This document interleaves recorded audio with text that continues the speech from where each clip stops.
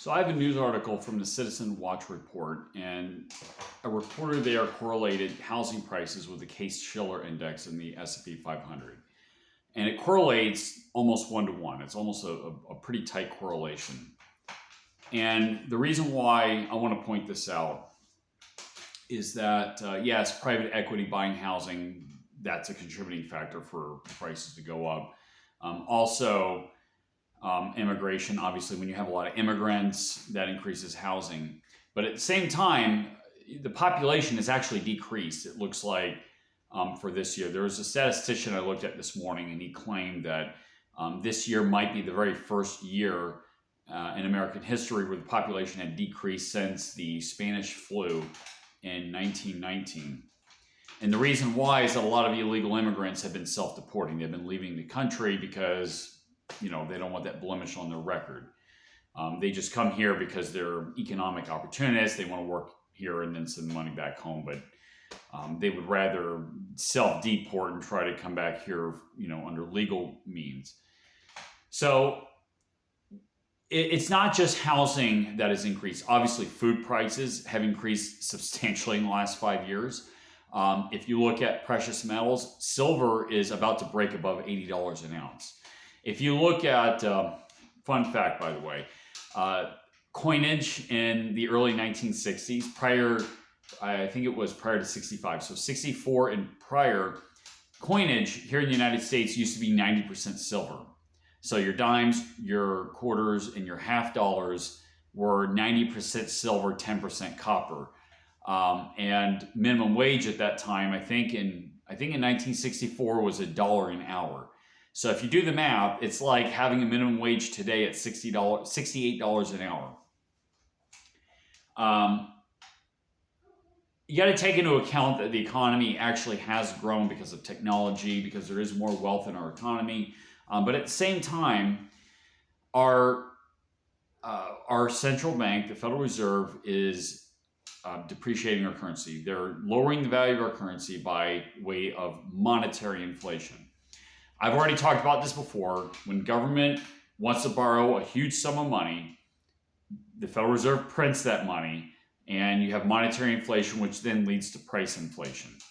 That is the source of the affordability crisis. That's why it's a lot harder to buy a house. It's not a conspiracy, from BlackRock so much. It's not because it's not necessarily like an Agenda 21 or Agenda 2030. It's that you have a central bank that has been siphoning off our government. The federal government and the central bank have been siphoning off wealth in this country. If we would have stuck to a gold or a silver standard, like your grandparents and great-grandparents had, you would have a minimum wage something like $68, $70 an hour. We would be tremendously rich right now. With a real economy, with people willing to work because they feel the rewards of what they earn, and you didn't have these parasitic institutions siphoning wealth off. If we didn't have those things, we would probably be colonizing Mars right now. We'd probably have biological immortality right now. It's because of the siphoning off of the wealth. It's because the government wants to spend on everything. It's because you have these big mega corporations that lobby our Congress, and foreign countries that lobby our Congress and are getting this special treatment.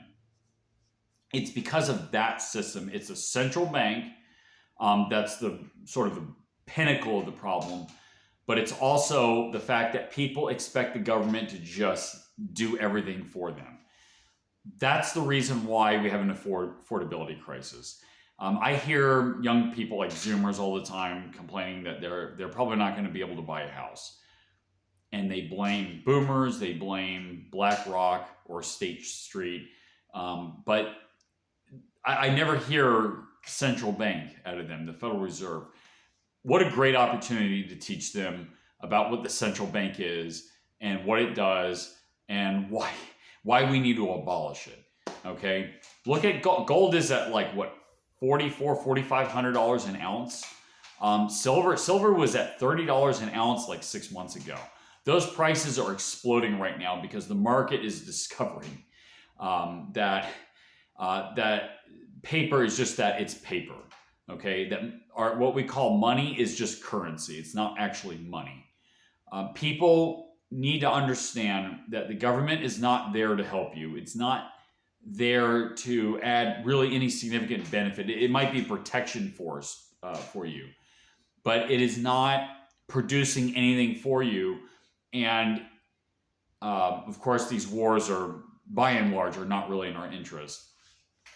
But also about what the central bank is, and like I said before, to teach people this, so when we do have like a full-on crisis, people know what to blame. It's not capitalism. By the way, central banking, it's a plank in the Communist Manifesto. The affordability crisis is as a result of a plank of socialism. It's not capitalism. If we had pure capitalism, we would not have a central bank, and we wouldn't have these corporations tied in with the government like they are. If we had capitalism as such, where we had a separation of economy and state, we would be incredibly rich right now.